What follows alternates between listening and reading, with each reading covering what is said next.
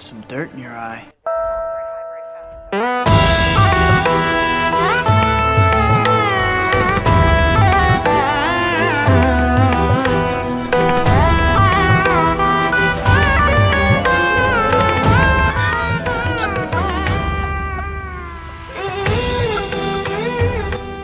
Look at little Brooklyn Junior.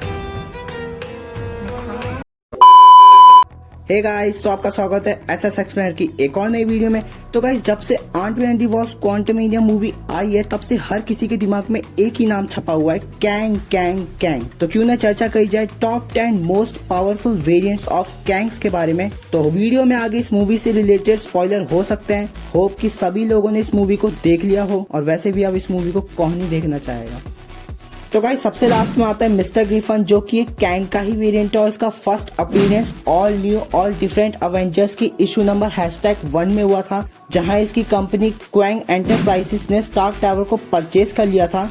और अगर आपको लोकी सीजन 1 एपिसोड 5 याद होगा तो आपने देखा होगा कि उसके स्टार्टिंग में जो एक सीन आता है ना, जहाँ पर पूरी न्यूयॉर्क सिटी को दिखाते हैं जो प्रून हो रखी होती है, उसके साइड में टूटा फूटा स्टार्क टावर था, तो वो इसी बंदे का ईस्टर एग था। तो किसी टाइमलाइन में मिस्टर ग्रिफन ने स्टार्क टावर को परचेज कर लिया होगा, जिसके द्वारा टीवी ने उस पूरी बिल्डिंग को प्रून करके वॉइड में भेज दिया होगा।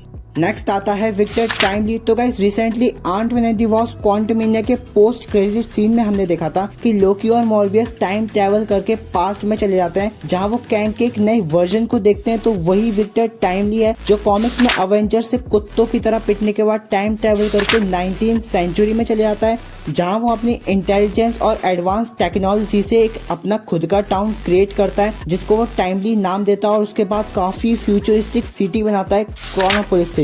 और गाइस, मैं बताना भूल गया कि विक्टर टाइमली अवेंजर्स एनुअल की इशू नंबर #21 की कॉमिक्स में अपीयर हुआ था। तो शायद ये लोग क्रोनोपोलिस सिटी लोकी के सीजन 2 में दिखा दें, अगर ये लोग विक्टर टाइमली के ऊपर ज्यादा फोकस करें।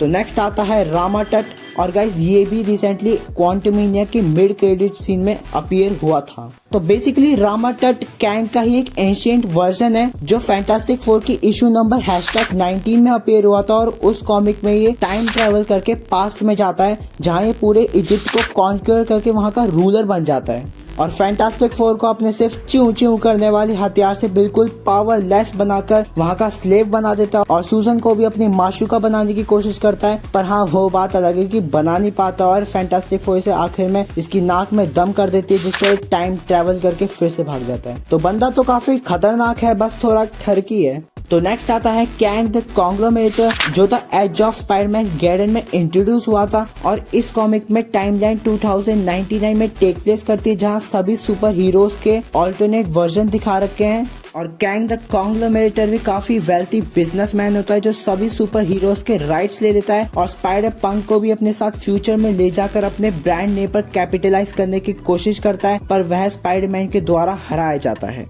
नेक्स्ट आता है आयरन लैड, जिसका फर्स्ट अपीयरेंस यंग अवेंजर की इशू नंबर #1 में हुआ था, और ये वाले कैंग के वेरिएंट के ऊपर काफी डिफरेंट अप्रोच ले रखा है, जहाँ पर सभी कैंग के वेरिएंट चीजों को कॉन्क्यूर और वहाँ पर रूल करने की सोचते हैं, वहीं पर ये वाला वेरिएंट एक सुपर हीरो रह चुका है।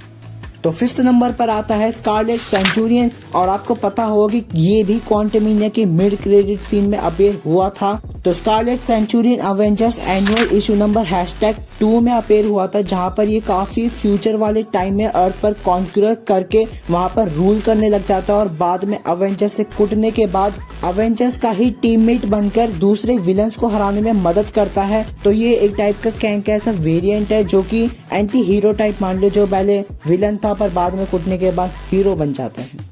तो 4th नंबर पर आता है लॉर्ड इमोर्टस, जो कि कैंग का एक फ्यूचर वर्जन है। तो जैसा कि मैं भौंक रहा हूँ कि ये भी क्वांटमेनिया के मिड क्रेडिट सीन में अपीयर होता है, जहाँ पर ये स्कारलेट सेंचुरियन और रामा टट से सुपीरियर वेरिएंट दिखाया कैंग का। तो बेसिकली लॉर्ड इमोर्टस अवेंजर की इशू नंबर #10 की कॉमिक में दिखाया गया था, जहाँ पर ये एक लिम्बो नाम की जगह पर रूल करता है, जो कि एक ऐसे डायमेंशन में टेक प्लेस करती है जहाँ पर टाइम काम नहीं करता है, मतलब वो जगह जो है टाइम स्ट्रीम से बाहर एग्जिस्ट करती है। और ये वाला कैंग का वेरिएंट टाइम कीपर्स के लिए काफी लॉयल रहता है, जैसे ही हू रिमेन्स ने TVA को बनाया था टाइमलाइन की कॉन्टिन्यूटी को मेंटेन रखने के लिए, उसको बैलेंस रखने के लिए, ऐसे ही टाइम कीपर्स के लिए लॉर्ड इमोर्टस काम करता है टाइमलाइन की कॉन्टिन्यूटी को मेंटेन रखने के लिए।